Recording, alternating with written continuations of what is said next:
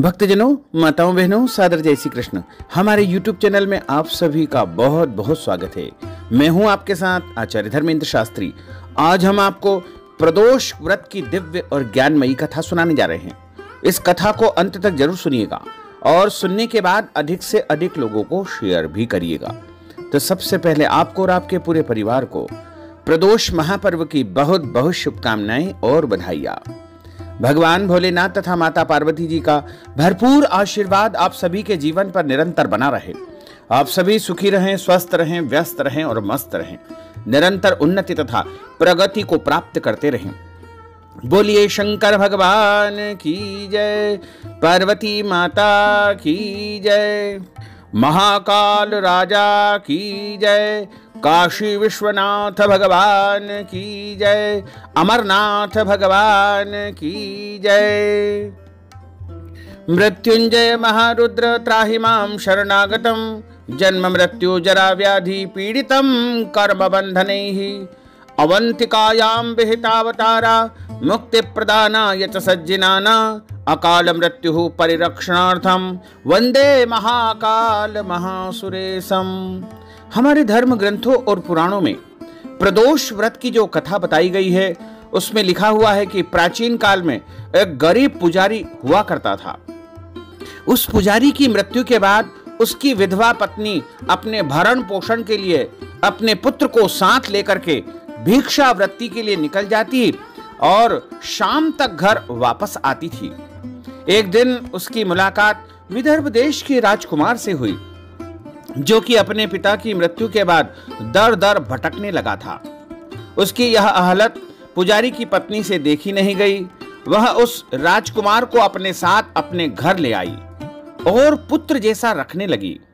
एक दिन पुजारी की पत्नी अपने साथ दोनों पुत्रों को शांडिल्य ऋषि के आश्रम पर ले गई। वहां उसने ऋषि से शिव जी के प्रदोष व्रत की कथा सुनी एवं व्रत की विधि सुनी तथा घर जाकर के अब वह भी प्रदोष का व्रत करने लगी। एक समय की बात है, दोनों बालक वन में घूम रहे थे। उनमें से पुजारी का बेटा तो घर लौट आया, परंतु वह राजकुमार वन में ही रह गया। उस राजकुमार ने गंधर्व कन्याओं को क्रीड़ा करते हुए देखा तो उनसे बातें करने लगा।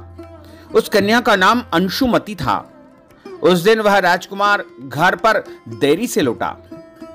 राजकुमार दूसरे दिन फिर से उसी जगह पहुंचा जहां अंशुमति अपने माता पिता से बातें कर रही थी।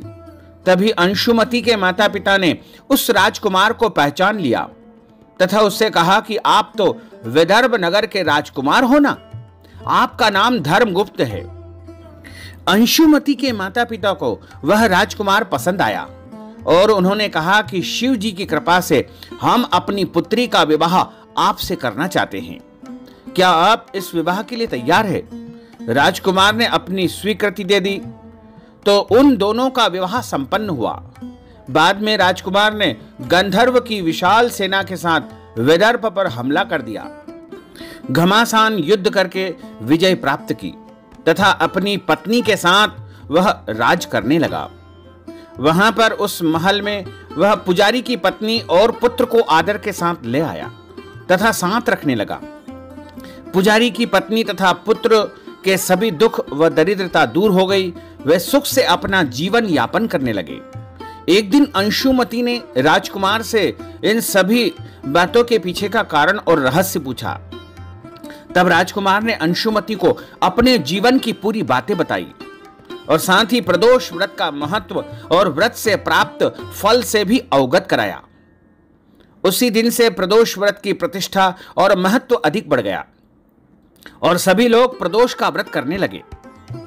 कई जगहों पर अपनी श्रद्धा के अनुसार स्त्री पुरुष दोनों जोड़े से यह व्रत को करते हैं। इस व्रत को यदि कन्याएं करती है तो वह उत्तम पति को प्राप्त करती है और यदि सौभाग्यवती महिलाएं करती है तो वह अपने जीवन में सुख, शांति, ऐश्वर्य को प्राप्त करती है और यदि विधवा महिलाएं करेगी तो निश्चित तौर से अगले जन्म में उनको उत्तम पति की प्राप्ति होगी। यानी प्रदोष का व्रत करने से मनुष्य के जीवन की सभी मनोकामनाएं पूर्ण हो जाती है और भोलेनाथ तथा माता पार्वती की असीम अनुकंपा से इस जीवन में सुख, शांति, समृद्धि और वैभव को प्राप्त करते हैं। बोलिए शंकर भगवान की जय।